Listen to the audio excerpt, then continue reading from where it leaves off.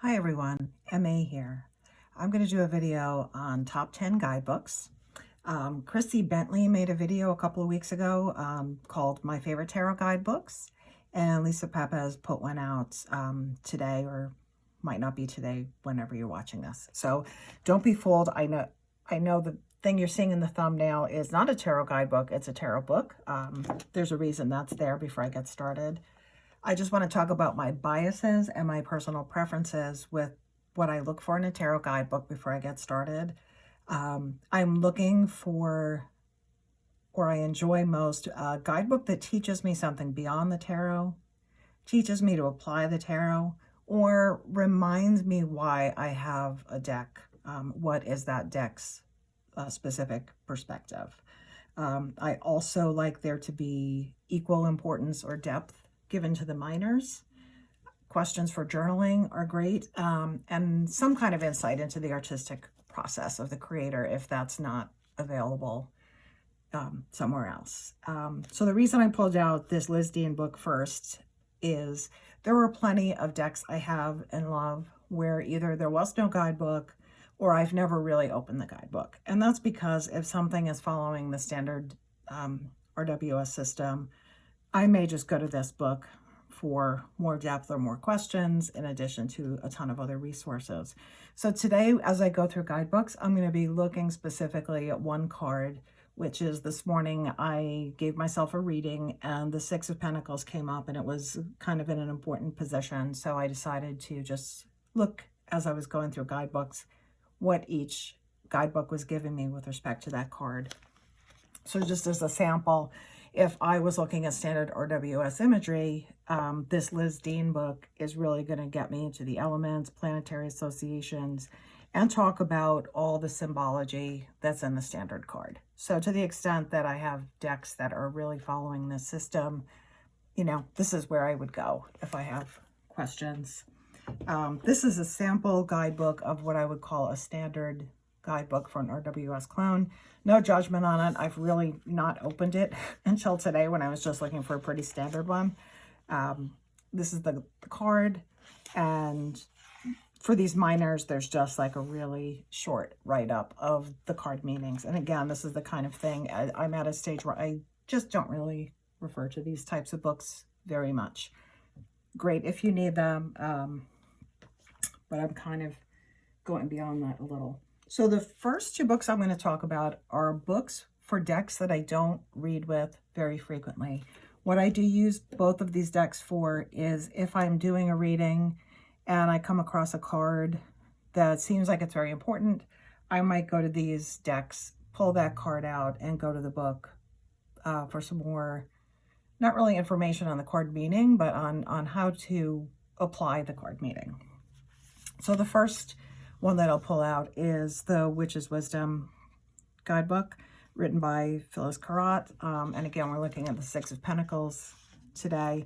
Honestly, this card is one where the illustration, I have a little struggle interpreting that with a standard Six of Pentacles meaning. But, you know, the book does lay out a little bit about the artistic choices that were made, about something that's a hole filling with water and using it for scrying. And I do enjoy this book, the way it's laid out for each card with a wisdom or meaning, the essential meaning, and then some, they call it counsel, but I would say some advice, and then an activity that you can undertake, which in this case involves, you know, making I guess a candle spell or blessing a candle and doing some spiritual activity. So yeah, I think this book is great for that purpose. For me, that's primarily what I use it for. Another one I use very similarly, and I really love this guidebook, is the Dark Goddess Tarot. Again, it fills that desire for me for every card to be given equal importance. The structure of how this book is laid out is the same, whether it's a major or minor. And for this Six of Earth, they use elemental suits. What each card has that does not appear on the card itself is a tiny little key phrase, which in this case is measure wealth by giving, which I think is a wonderful interpretation. It will give you a write-up about the goddess, and the meaning of the card. And then what I like is this way to apply the card to your life. So when this card appears, face the challenge in front of you with a courageous and generous heart, and your fortunes will be renewed. Laziness will eat your power. Greed will eat your heart. Attach no strings to gifts given or received. I just find this is a really powerful book for me to go to when something has come up that really feels important that I need to pay attention to.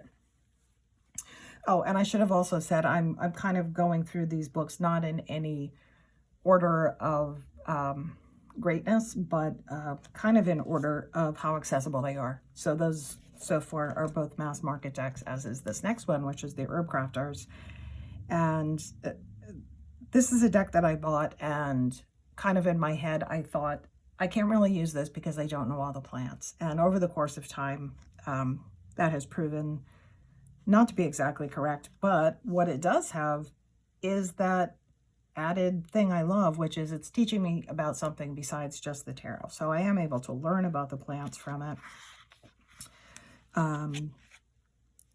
I will say another great thing about this is it's a little bit of a bridge into looking at the tarot numerology wise, because in the book, the cards for the minors are not sorted by suit, they're sorted by number. So this will give you a little overview about what these creators consider the sixes to mean generally. And similar to the previous two decks, this has a thing in common. I guess there's a common theme. There's a description of what's happening in the card and, you know, why it was chosen, an interpretation of what that means, and also activities that you could undertake to deepen your relationship with the card and with the meaning that you're trying to take from the card into your life. Walk in a pine forest. So the Six of Earth, the card is pine. Walk in a pine forest with friends to release the old and make way for the new. Learn to weave pine needle baskets to gather your bounty. Great. Love it. Okay, next is another mass market. This is the Shadowland Tarot.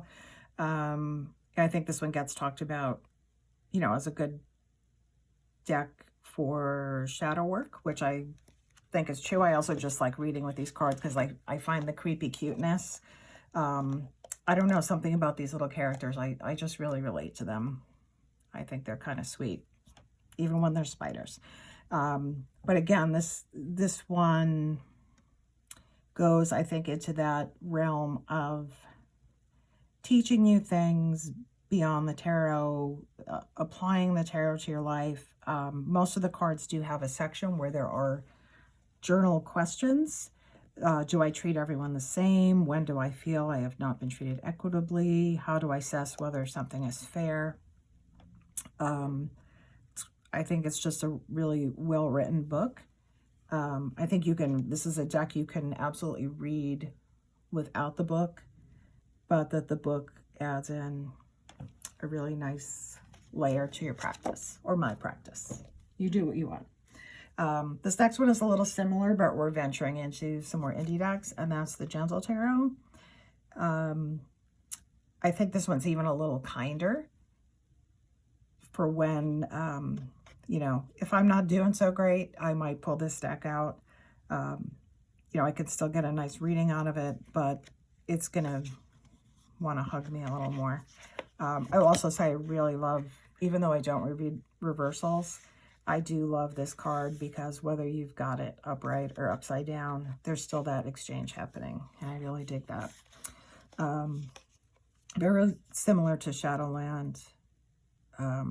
This guidebook is filled with questions for the user.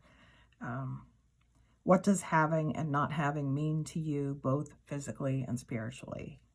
So again, a good way to interpret the card, but also apply the reading in your life. Okay, this next one is for a deck that I think is widely beloved, but I don't hear people talk about the book enough. This is the guidebook for the Numinous Tarot.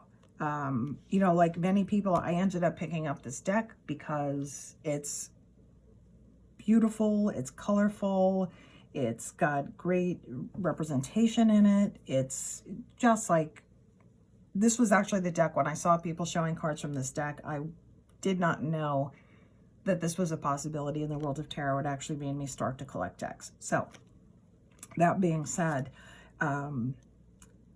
if you've done your shadow work and you've worked with something like the Gentle Tarot, the Shadowland Tarot, or whatever you're doing, this book seems to take things into a realm of emotional maturity and really applying your healing to your life and your relationships going forward. It's a little bit stealthy that way. Again, I got drawn into this deck with the beautiful colors, and was a little bit surprised as I picked up the book. Another thing in this deck, or in this book, is for each of the minor suits, there's talking here of the Fool's Journey, but each of the minor suits also has a journey set out from Ace through the courts in like a, 2 or 3 paragraph storytelling kind of way.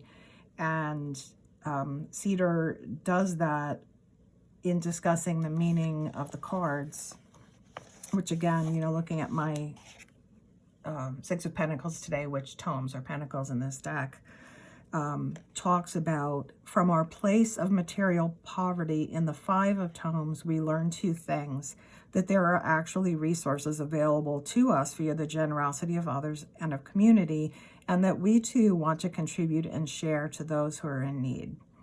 So again, looking at the journey of each suit of the minors, I think is a beautiful layer in this. And also just that perspective of, emotional growth, emotional maturity, and community in this deck is really, really enhanced by the guidebook. And now I dropped some stuff on the floor, so pardon me. Okay, next one I think is I think this is a why I have this deck, what's this deck's perspective guidebook for me, and that's the one for the Brady Tarot. Not a deck I read with that often, but why I love it is these cards are very rooted in, and the book reinforces that. We are looking at the natural world on its own terms in this deck, not nature, doing human things or wearing human pants, although that has its place. No shade from me on that. This is nature on its own terms. And this book really explains for each card what the choices are, what the natural, animals and plants are, how they relate to each other. This particular card may not be the best example because, unlike most of them, this involves some mythology rather than just natural behavior. But again, a really good book. Just love it. A little bit similarly, the Next World Tarot, which again is a deck that I think, I could just read with cards. They work great. They do have keywords, which, you may or not always agree with the keyword. But what the guidebook brings here is, what is the perspective of this deck? Why am I looking at this deck and not another RWS deck? And this really goes into similar to Numinous, but on maybe a more political level, which I understand might not be to everyone's taste, but a little more of community activist stance. This one is about redistribution of power and safety by means that elevate the marginalized and ask the privileged for assistance. So this book really clarifies for me and helps me understand, what is the perspective of this deck? Why do I have this deck? And I'm not just using an RWS clone. What if I'm using this deck today? What am I gonna hope to take away from it? Okay, that was number 8. 2 more. The last 2 are indie decks also. This one is the Outsider Tarot by Bobby Abate. This was a Kickstarter. It's a very unusual deck. I've used it a little bit for readings. I'm still getting to know it. And what is happening in this deck, all the suits are renamed, the courts are renamed. There's a lot happening. I love the art. I think it's great. And I will usually lay out cards from this book and not, cards from this deck rather, and not look at the book until after I've done a reading. And then what I get from the book, so this is the Six of Pentacles. The Pentacles are roses in this deck. Then what I'm getting from this book is someone's very unique personal perspective and relationship to each card that's been developed over a very, very long lifetime of reading tarot, and they have made this deck from their own personal understanding of the card and the way that that relates to their personal experience. Which does two things, right? It brings in some very interesting perspectives, and it also makes me kind of think, well, you know, if I were writing this write-up, what would I use as the example for the Six of Roses? So I love that this one, I'll just read it, part of it really quickly. The outsiders of the Six of Roses are the chosen family, bonded together in mutual acceptance and love without judgment. The idea of the chosen family is one that resonates with many outsiders that have been ostracized by biological family members, the community, or society. I think that's beautiful. There are other cards. I don't have any examples of it, but some of the cards relate to specific people. So the concept of this deck is the outsider, and some of them, again, are little mini bios of individuals, and some are concepts. Anyway, I think it's great. Okay, the last one. I don't even know what to say about this. Okay. The Book of Maps, Spirit Keepers, Tarot Revelation. So I came to tarot after the first two SKT decks had already been released. So I'd heard of them, not really looked at them. And when this new edition was coming out, you know, I definitely knew I wanted to order it. I ended up ordering the deck, receiving the deck. And once I looked at the little white book and the cards, I realized there was probably a whole universe here that I was missing out on. So I reached back out to, you know, Ben and Bo and her husband and said, can I add on the Book of Maps purchase, which, you know, was a very easy thing to do. So starting in January, I've pulled one card a day to kind of look at the card, do my own interpretation, and then read the Book of Maps for the card. It really is, I'm not going to remember her exact words, but, you know, this is the cultural overview and world social studies and social studies of religion that, you know, none of us, or most of us were not ever taught or shown. And I guess I'm a little speechless as I'm going through this. What this book does, first of all, you know, it's bringing in ideas and information that is new and exciting to me and really opening doors to go read more about things.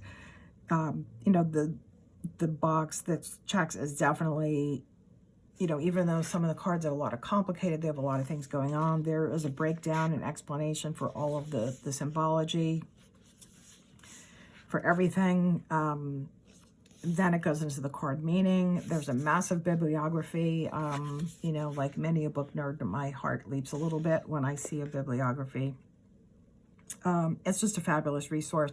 As an extra bonus, there's I Ching trigrams on each card, which you can use to build hexagrams. There's an appendix of the, you know, kind of basics of using those. And also she has made videos on her channel. So yeah, that has to be on the list. I feel like I could carry that book to a desert island and never finish really studying it. I have two honorable mentions that I haven't worked with yet. One, I was fortunate enough recently to get hold of a copy of the Vampire Tarot. I think this one breaks some of my rules, right? I'm looking at the write-ups for the minor cards. They're not that in-depth. But what this book does have is that thing of it's got a lot of information and a lot of things for me to read about that are outside of tarot. And I'm working on a book manuscript that relates to some of this material, so I'm excited to look at it. And the other one is the guidebook for the Tarot du Monde Perdu, the Tarot of the Drowning World. This deck, I've not worked with Marseille before, so this is a kind of an entry point for me. And I haven't worked with it yet and only flipped through it. But what I think I'm enjoying so far, again, breaking my own rules, the write-ups for the minors are much shorter, is that these card descriptions for the minors almost read like an oracle. And I think I'm going to enjoy that. There's no time like the present. Savor the flower when it freshly blooms, the bread still warm from the oven, and enjoy your good fortune of being in the right place at the right time. So looking forward to seeing how this one pans out. So I think that's it. Thank you for watching. I have my phone propped up on a tower of books and a cutting board, and it didn't fall down. So I feel like that was a glorious achievement right there. And I hope that I'll see other videos kicking around with this hashtag. Bye.